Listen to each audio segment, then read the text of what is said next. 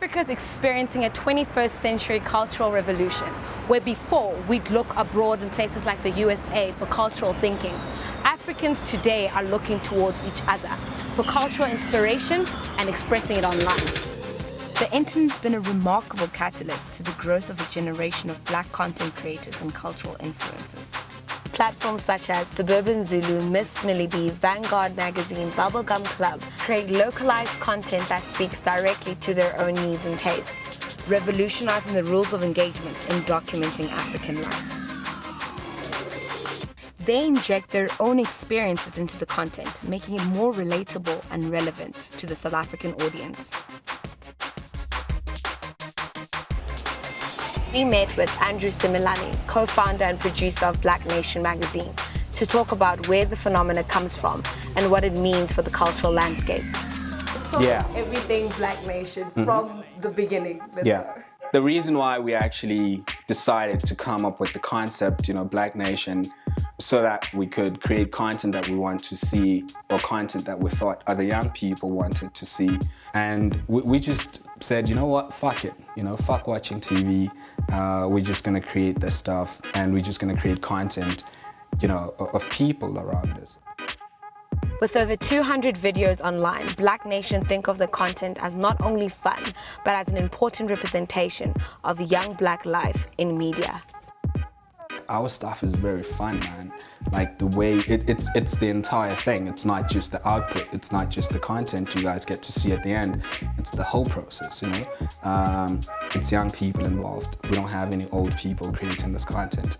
In 2014, they started a hashtag movement called Poplitical to highlight the political and historical need for their content. I think the biggest thing for us is really documenting history. That's one thing we've never done, and that's what we're trying to do as Black Nation. We're trying to document what you would call as, the Black hippie moment, how young people in Johannesburg or across the country, are living. Not necessarily white, but predominantly Black people, because that's the majority of people in this country. Again, it all depends on us. We need to document the stories. We need to tell the stories. We can't leave it up to the UK or to the US to do that, because if we do that, that's how we lose it, Despite their ability to tell local authentic stories, they still face massive competition from global producers such as Vice, who can still reach larger audiences even in South Africa. The biggest thing about documenting what's happening right now is so that 5, 10, 20 years, 30 years from now, a lot of young people know exactly what happened in this country from our own perspective, right? And that's the problem I have with our history, because it wasn't really told from our own perspective. Therefore, I can't really say I have a history. That's what I'm doing right now. I'm documenting my own history. And that's the history that my kid's gonna look at and be like, okay, cool.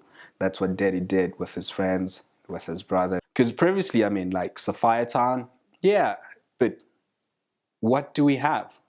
There's a lot, right? But who's telling those stories? That's like my biggest problem, The need for African content in media has been around for a very long time. This is because Black representation features very little in traditional media, even in Africa. In the late 90s, Y arose, a first-of-its-kind Black youth brand that became an iconic radio station, then later grew into a magazine. Through authentic voices, they became the first of their kind to tell Black stories by Black youth through Black youth. We spoke with the former editor of YMag and current editor of online platform notedman.com, Siphiwe Mbiye, about the singular Black youth voice then versus the multiple voices that exist online today. The internet has caused a significant shift in who controls the message, who controls content, who controls the trends. So back when we were doing YMag, we were it, right? We were those people. There weren't any blogs, there weren't any substantial websites to look to. And the audience was smaller and the pool of those voices was smaller. Now everything is, has gone up incrementally. So the audiences are bigger and the people that are producing the content and setting the trends, there's just so much more of them. And you need those multiple voices in order to tell the fuller story. The videos that we do influence culture in a way that people get to consume the content that we create. And there's a lot of it online. And I'd love to see a lot of kids walking around with like 550Ds or 5Ds or whatever cameras, you know, creating content and documenting culture from their own perspective. Because, I mean, they don't have to take it to the SABC. No one has to approve. Like, at most, YouTube has to approve it, you know? I mean, you know, a lot of people tell you about the cons of that, you know, these opinions that are not founded on anything substantial, and it's usually older people who are saying this. I mean, I'm older now and I sometimes say these things, and all of those things, but those voices are important nonetheless, you know. While there's very little doubt that the internet has revolutionized media, especially in disenfranchised groups, critics have argued that the quality of content that comes out does not meet the standards required, therefore diluting the quality of pop culture. For me, it doesn't make sense why people have to go on about such issues and diluting. Nobody's diluting culture. Who's diluting culture?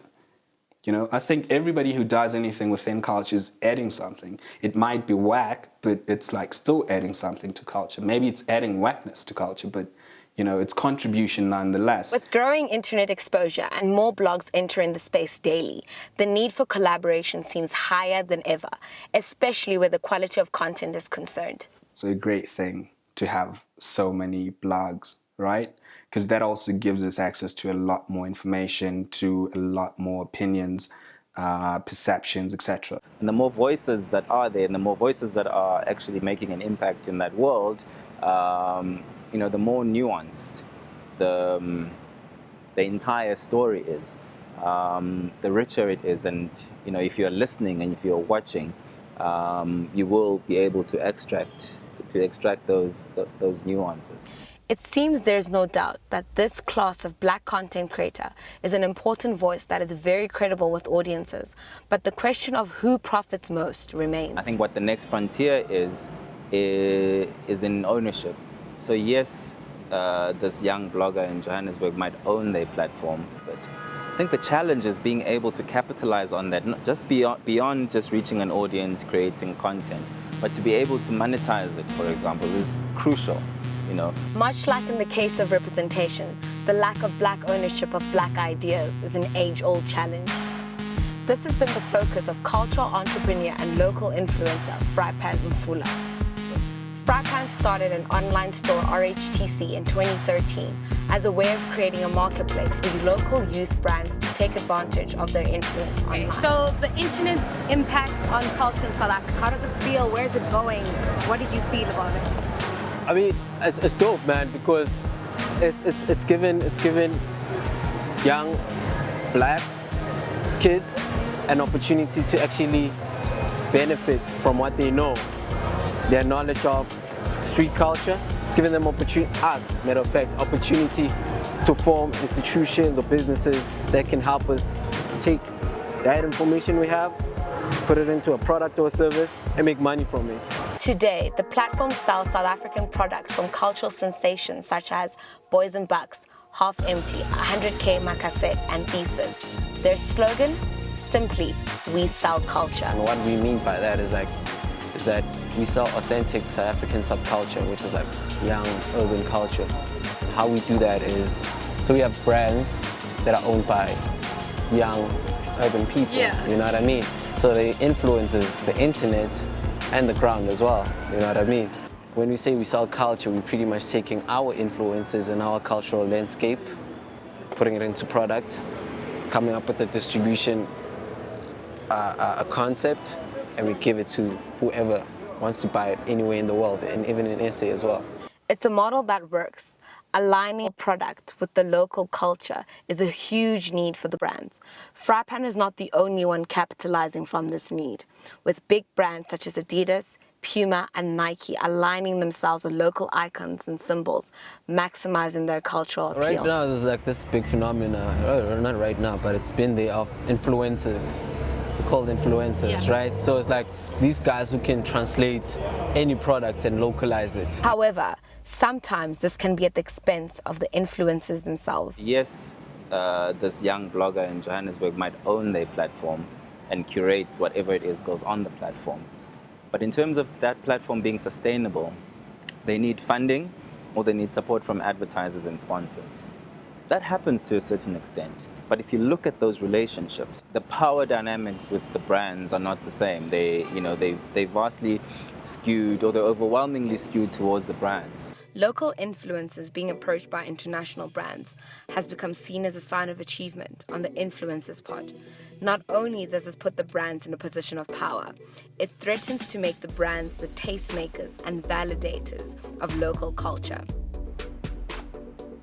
The young people that are in that space, I think sometimes can get caught up in creating the content and being part of this and attending this launch, and without kind of taking a brief from a client and wearing those clothes in that shoot, or driving that car around for the weekend, or whatever the case might be, that they don't actually step back and think about what that means.